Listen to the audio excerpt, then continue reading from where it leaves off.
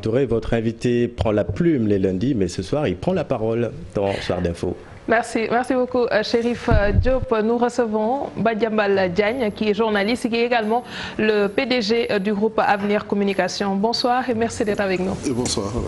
J'aimerais d'abord vous inviter à suivre avec nous ces propos du chef de l'État Macky Sall. C'était le 19 décembre 2018. Il disait que le prix de l'électricité sera moins cher.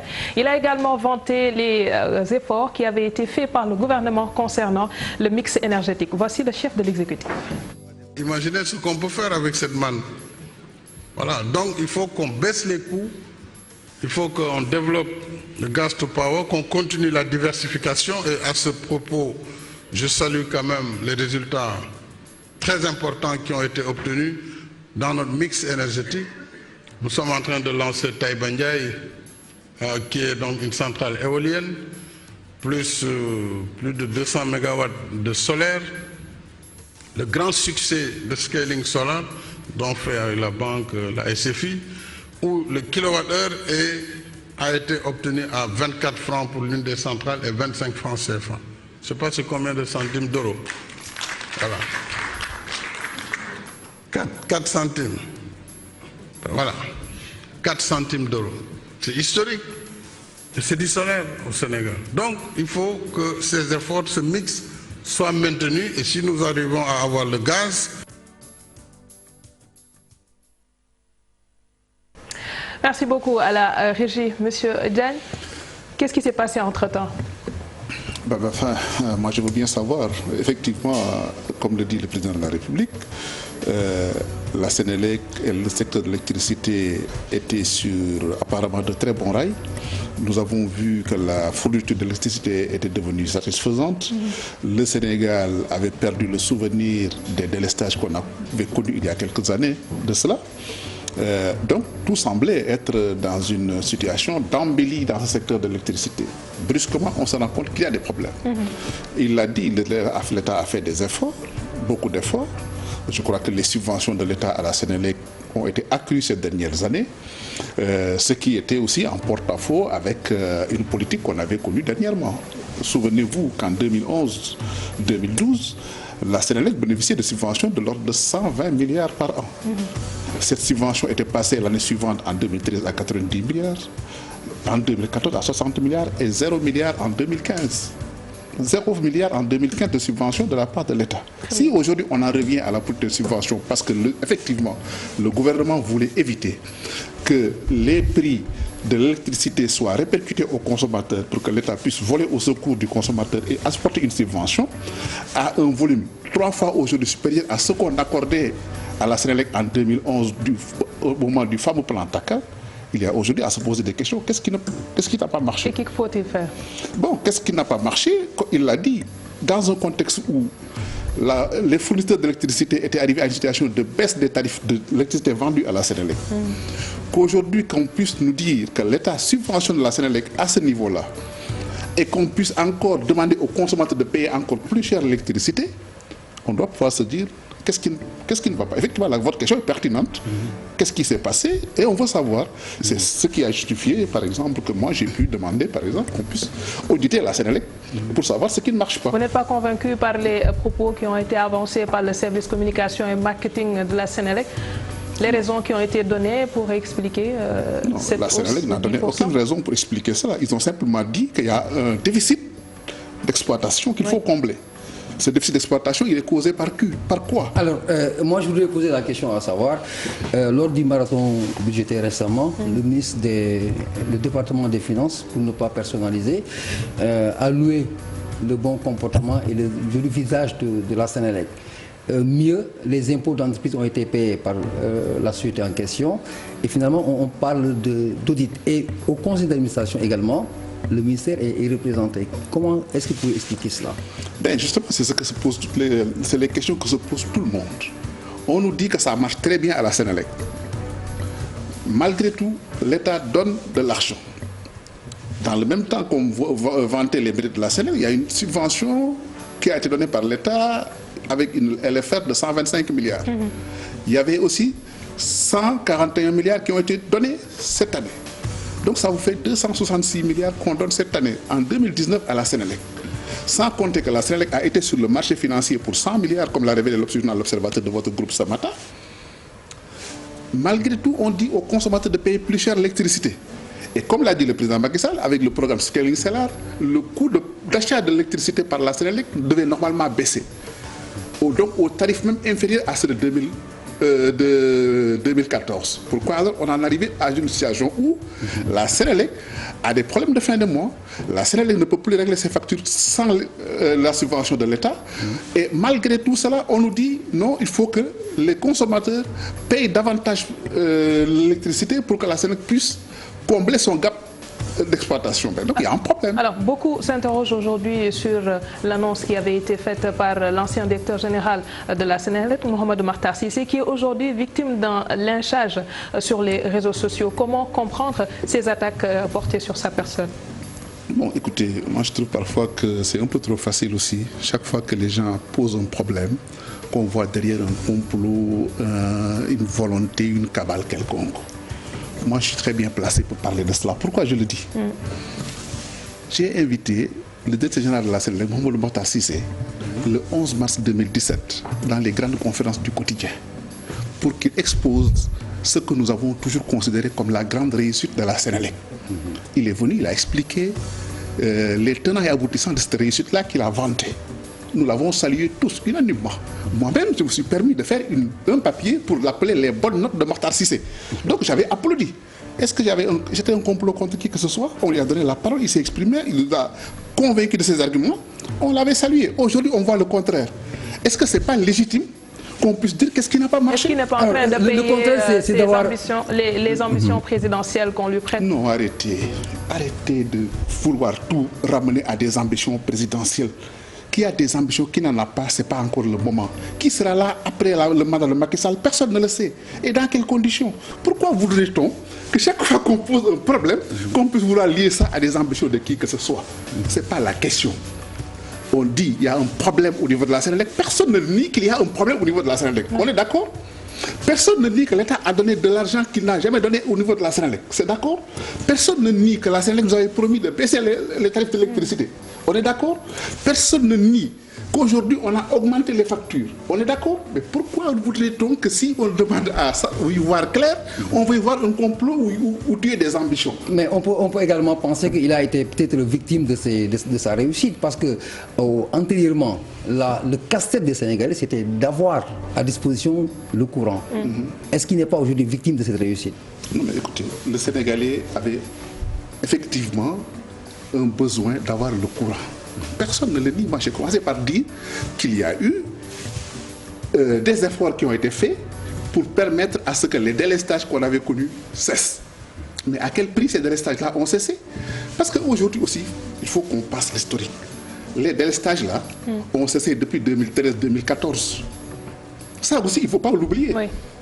Les délestages, quand Macky Sall est arrivé au pouvoir, il en a fait une priorité. Il a pris à bras le corps la question, c'est les questions de mix énergétique, c'est les questions de rationalisation des coûts, etc. Ces délestages-là étaient passés de 900 heures en 2011 à 66 heures en 2014. Ça, c'est connu de tout le monde. Donc, la fin des délestages, ce n'est pas maintenant. Ce n'est pas avec l'arrivée de Makhtar Cissé, encore une fois. Quand il est arrivé, il a continué et poursuivi cette politique-là que tout le monde a saluée. Donc, je vous ai dit, moi, je l'ai salué personnellement. Mais si aujourd'hui, le délestage dans une société normale doit être exceptionnel, que quelqu'un puisse venir et dire que j'ai réussi de mettre un terme au délestage, on applaudit, mais c'est un train qui arrive à l'heure. Encore que... C'est pas une prouesse dans une contingence... Mais non, écoutez, c'est pas une prouesse parce que qu'on peut considérer comme, je ne sais pas moi, réussi. Il a fait son boulot. Comme d'autres avaient fait le boulot. Mais est-ce qu'on ne devrait pas le lui reconnaître également? Mais moi je le lui ai reconnu. Mais si aujourd'hui on remet tout en question, parce que les gens agitent la question de l'audit, et il y a des incompréhensions, parce qu'une entreprise qui fait l'objet d'un audit, toutes les entreprises sont auditées. La Sénélec n'est pas une exception. Jamais quelqu'un n'a... Peut-être on ne comprend pas pourquoi les gens insistent à vouloir auditer en rapport avec Makhtar Cissé. Non, personne n'a dit auditer en rapport avec qui que ce soit. une entreprise qui aujourd'hui, la Sénélec, rien que cette année-là, a consommé 10% du budget de l'État du Sénégal. Ce n'est pas légitime que les Sénégalais puissent se dire nos 10%. Comment ils ont été utilisés? Le budget de l'État du Sénégal, c'est 3 000 milliards. La Sénélec a obtenu 300 milliards de ce budget-là. Mais est-ce que ce n'est pas normal que pendant qu'on utilise des projets à 5 milliards, à 1 milliard ou des centaines de millions, c'est pas normal qu'on utilise un projet... Est-ce que c'est pas la plus grosse entreprise du Sénégal? Que ce soit la plus grosse ou la plus petite, le principe c'est d'auditer, n'est-ce pas? Et quand on n'a rien à se reprocher, pourquoi craindrait-on un audit quelconque? Mais pour moi, honnêtement, qu'on parle d'auditer une entreprise publique, c'est tout à fait normal. C'est la norme. Auditer une entreprise, c'est la norme. Les entreprises privées, on les audite. Les entreprises parapubliques, on les audite. Les institutions, on les audite. Les ministères, on les audite. Pourquoi on ne devrait pas auditer la Sénélec? Moi, je me pose la question. C'est pas qu'on ne doit pas l'auditer, mais elle a déjà été auditée. Elle fait l'objet d'audit peut-être. Par qui? Non, et sur quelle gestion? Non, je veux dire qu'on ne peut pas dire aujourd'hui que la Sénélec n'a jamais été auditée. Non, je n'ai jamais dit que la Sénélec n'a jamais été auditée. Je ne l'ai jamais dit. Et personne n'ose le dire. Effectivement, la Sénélec, parce qu'on l'audite la Sénélec hier et avant-hier, pourquoi ne pas l'auditer encore aujourd'hui? Là, je vous rejoins. Voilà, pourquoi ne pas encore l'auditer aujourd'hui? Pour moi, il n'y a aucun problème à ce niveau. Franchement, je trouve anormal qu'on puisse se poser la question de l'opportunité d'auditer la Sénélec. Parce qu'on y a mis trop d'argent. D'accord. Et on nous demande encore aux consommateurs de payer de sa poche pour encore acheter plus cher l'électricité. Un autre fait qui est au devant de la scène, c'est la guéguerre au sein de l'APR. Comment analysez-vous ces déclarations de part et d'autre qui, quelque part, se font sur fond de révélation? J'avais une question sur la Sénélec. Bon, attendez-vous. Allez-y, c'est elle qui commande l'émission. Allez. Bon, sur la guerre au sein de l'APR, moi je ne peux que la regretter et m'en désoler. Vous savez, les gens qui sont en cause dans cette histoire, c'est qui? C'est des personnalités politiques qui ont un parcours, qui ont un vécu, qui ont un rapport avec l'État, avec les institutions de l'État. Si ces gens-là se donnent en spectacle, qu'est-ce qu'on y peut? C'est leur problème. Nous, citoyens là, on ne peut que constater et regretter ça et nous en désoler. Mais aussi c'est le problème de celui qui les a choisis. Ces gens-là ne sont pas choisis tout seuls.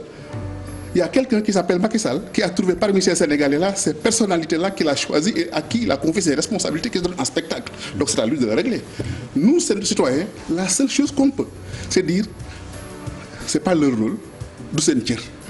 Mais bon, maintenant le reste, c'est leur responsabilité propre, c'est leur responsabilité de celui qui les a choisis. Est-ce que cette question ne peut pas être liée à celle qui a été antérieure, c'est-à-dire l'histoire des ambitions? On est pour la fin d'un mandat. Les ambitions, on n'est pas à la fin d'un mandat, on est au début d'un mandat.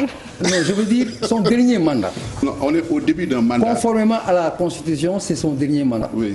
Un président ne peut pas faire plus de 2 mandats consécutivement. C'est le cas. Est-ce qu'aujourd'hui, la guerre dont elle parle aujourd'hui... Où est-ce que vous avez vu un pays avec 4 ou 5 ans de campagne électorale?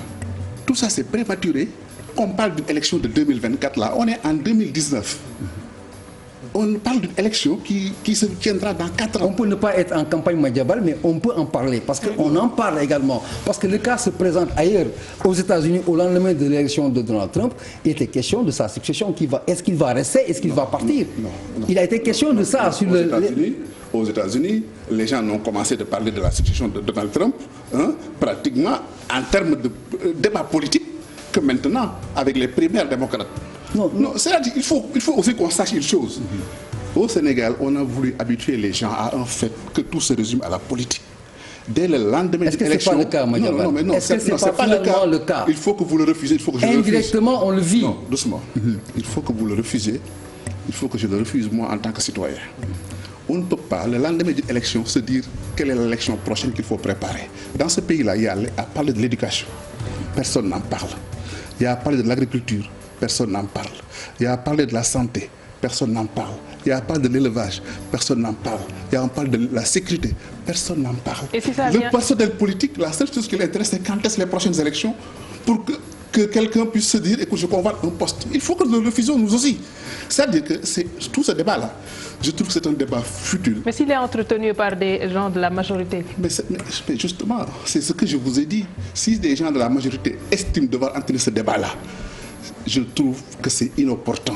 Maintenant, si quelqu'un est pressé de préparer une prochaine élection, mais il n'a qu'à quitter le gouvernement ou la majorité de préparer cette élection-là. En d'autres termes, en tant qu'analyste Madiambal, vous ne pensez pas que cette guerre soit liée à la succession du président? Non. Une guerre de positionnement. Bon, que ce soit lié ou pas, je trouve que c'est une guerre inopportune pour les citoyens sénégalais et regrettable à tout point de vue. Maintenant, ce que j'ai entendu dire, c'est que ce débat-là gêne tout le monde. Moi, ça me gêne. Ça gêne beaucoup de citoyens sénégalais et ça gêne la majorité, comme ça devrait gêner tous citoyens sénégalais préoccupés par le devenir de ce pays. On ne peut pas nous permettre de nous entretenir dans des débats politiques stériles pendant 4 ans ou 5 ans. Je pense que ce pays-là a besoin de retourner au travail. Vous, tous les matins, vous travaillez, vous suez pour remplir la mission pour laquelle vous gagnez votre vie. C'est le devoir de tous les autres citoyens sénégalais de contribuer au développement de la nation, mais pas rester là à des débats stériles. Je trouve que c'est un débat stérile. En 2024, qui sera là en 2024 et dans quelles conditions on sera là en 2024? Rien ne dit que vous, moi j'y serai ou un autre. 2024, c'est demain, Madiambal. C'est pas demain, c'est dans 4 ans. C'est tout un mandat. C'est tout un mandat. Mais ce sera la fin d'un mandat. Et Serigne Mbacké Ndiaye, qui est du côté de la majorité, qui propose une suppression, la limitation des mandats présidentiels, ça n'entre pas également dans ce cadre d'alimenter ce débat? J'ai lu une interview de Serigne Mbacké Ndiaye dans l'Observateur qui essaie de s'expliquer sur cette affaire-là. J'ai dit, écoutez, c'est une bourde. C'est une bourde. Comment peut-on être dans le camp de la majorité, aller à un débat, à une discussion au dialogue de la commission sur le dialogue national, proposer une chose dont on n'a même pas eu la courtoisie ou la décence d'en avoir discuté préalablement avec son propre camp. Alors qu'on sait que c'est son camp qui est à l'initiative de tous les engagements, toutes les prises de position pour la limitation des mandats, et vous sortez ça de votre chapeau pour le proposer à l'insu de vos collègues. Et si le camp est lui-même divisé? Mais non, mais en quoi le camp est divisé? Serigne Mbacké Ndiaye dit que c'est une initiative personnelle, individuelle. Le camp lui a dit que nous ne sommes pas d'accord. En quoi le camp est divisé? Le camp n'est pas divisé. On n'a pas entendu un autre responsable du camp de la majorité dire que nous sommes d'accord avec Serigne Mbacké Ndiaye. C'est Serigne Mbacké Ndiaye qui lui-même revendique que c'est mon initiative personnelle. Ça n'engage que moi. Un ballon de sonde. Démenti des cadres de chercher tout. On cherche tout.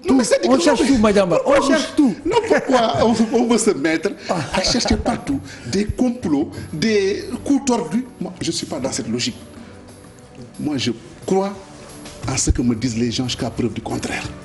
Au moins, je me crois honnête. Je crédite les autres d'une bonne foi et je les présume honnêtes jusqu'à preuve du contraire. Pourquoi voudrait-on soupçonner tout le monde? Quel intérêt, moi, je trouve, quel intérêt? Parce que c'est le contexte. Mais quel contexte? Mais un contexte de supputation sur un présumé 3e mandat? Non, moi je trouve que honnêtement, nous autres de la presse, nous avons une responsabilité vis-à-vis de ce pays. C'est nous, malheureusement, qui entretenons des débats stériles qui n'apportent rien au pays. Moi, franchement, je le regrette de le dire de cette façon-là, mais je trouve que c'est un débat artificiel. Mais Madiambal, je rappelle que j'ai été sous sa... il m'a vu grandir à Walfadjri. C'est un doyen. Alors, mais professionnellement, grand Madiambal, est-ce que vous pouvez refuser qu'un chef d'État qui agit à la suite d'une déclaration d'un cadre sur une question et que la presse ne s'en approprie pas? C'est quoi? Est-ce que c'est pas une... Non, on ne parle pas dans le général. Nous sommes des journalistes. Interrogeons des faits précis. Parce que là, c'est la première institution qui agit à la suite d'un acte de haut fonctionnaire de l'État sur sa réélection potentielle ou pas, son mandat. Il était tout à fait dans son rôle. Vous voyez un chef d'État responsable qui permet à ce qu'un haut fonctionnaire se mette dans une radio pour parler de politique sans avoir l'autorisation de sa hiérarchie et parler de choses qui ne regardent pas son département. Un chef d'État responsable et sérieux le limoge. Moi, à la place de Macky Sall, je n'aurais pas hésité une seconde de le faire. Et quelqu'un qui est dans le camp du président, qui suggère la non-limitation des mandats. Celui-là, c'est un homme politique qui n'a aucune responsabilité administrative. Il est libre de dire ce qu'il veut, mais il a pris la... Des sanctions ne s'imposent pas à lui? Non, mais Serigne Mbacké Ndiaye a son parti politique. Oui, il fait une déclaration pour dire que ça ne m'engage que moi. Quelle sanction voulez-vous lui apporter? Mais quelle sanction voulez-vous lui apporter? Engager toute la coalition, il ne peut pas le faire. Il dit qu'il ne peut pas engager la coalition. C'est une évidence, Madiambal. Il ne peut pas engager toute une coalition par rapport à cette question. Il ne l'a pas engagé. La preuve, la coalition Il ne immédiatement. pouvait pas le faire. Il ne pouvait pas engager la coalition. Pourquoi? Il dit, je le dis à titre personnel. Et là, on convoque la notion de la démocratie. On peut exprimer ses idées, mais ce qui se fait doit être en correspondance avec nos institutions et ce que nous avons nous tous arrêté quelque part. Écoutez, il est responsable d'un parti politique. Son parti politique a des choix que je peux partager comme je peux ne pas partager. Mais c'est la souveraineté de son parti politique d'avoir ces choix-là. Il a dit, et ce n'est pas la première fois qu'il l'a exprimé, il a toujours dit que lui, il est pour contre la limitation des mandats avec des arguments qui sont peut-être recevables ou irrecevables. C'est selon. Mais lui, il dit, je porte cette proposition-là. Ce que je lui reproche, c'est d'avoir dit, notre coalition fait cette proposition-là. Parce qu'il a été désavoué immédiatement par sa coalition. Mais que son parti fasse la proposition, il est libre. C'est son droit absolu. Je ne vois pas en quoi quelqu'un qui assume au nom de son parti une prise de position puisse être sanctionné d'une façon ou d'une autre. Le dialogue national, on a vu que depuis que cela a été lancé, c'est que la commission politique qui marche. Et jusqu'à présent, on n'a pas encore l'installation de Famara Ibrahima Sagna, malgré les assurances qui ont été données par le ministre de l'Intérieur. Oui, bon, je pense que le ministre de l'Intérieur a dit que au courant de la semaine, Famara Ibrahima Sagna devrait être installé. Bon, vous savez, c'est un dialogue, c'est beaucoup de partis. Chaque parti désigne ses représentants, dans quelle procédure ces représentants ont été désignés, comment la commission a été formée. Donc chacun a des avis, chacun regarde les profils à envoyer. Ça peut prendre du temps. Bon, moi j'aurais préféré que depuis qu'on parle de ce dialogue-là, que les gens aient commencé à travailler, mais déjà c'est une bonne chose. Parce qu'au début, quand on parle de dialogue-là, d'aucuns disaient on n'y va pas. Maintenant tout le monde dit on va y aller. Maintenant on désigne nos représentants, et peut-être laissons un peu de temps au temps. Alors, mais positivement, quelle va être la finalité de ce dialogue justement? Bon, la finalité, c'est ce que les acteurs politiques vont lui donner. Parce que quand les gens vont à un dialogue... Et les attentes? Mais les attentes sont importantes. Lesquelles, les attentes, c'est la pacification du climat politique et social, c'est le fait que les acteurs politiques s'accordent sur... Est-ce que c'est une urgence, la pacification du secteur politique et social? Est-ce que c'est une urgence? C'est une question. Non, mais tout pays a besoin de paix et de tranquillité pour pouvoir conduire ses projets et se développer. Moi, je ne vois pas un pays qui ne cherche pas la paix, la tranquillité, la stabilité. Je n'en vois pas. Merci. Alors, je voulais juste savoir en quelques secondes, si possible, votre réaction par rapport à la sortie du rapport d'Horizon Sans Frontières qui arrive sur les journalistes qui ont été tués. Reporter Sans Frontières, pardon, sur les journalistes qui ont été tués cette année, en 2019. On parle de 49. Vous êtes le président du réseau des journalistes francophones. Ça vous interpelle? Ben oui, je me félicite quand même qu'il y ait moins de journalistes tués cette année que les années précédentes. C'est un combat de toujours, les journalistes sont exposés, ils sont en proie à des exactions de toutes sortes. Donc si vraiment l'étau se dessert sur les journalistes, on ne peut que s'en féliciter et espérer que cette dynamique-là se poursuive. L'année dernière, on avait peut-être plus de 54 morts, cette année on en a 49. On ose espérer que l'année prochaine, peut-être qu'on est 0 morts et tout le monde sera content. Merci beaucoup, doyen Madiambal Diagne, le PDG du groupe Avenir Communication. Merci également à Papis Diaw et à vous qui nous suivez de partout. Demain, à la même heure, retrouvez-nous sur notre antenne. Excellente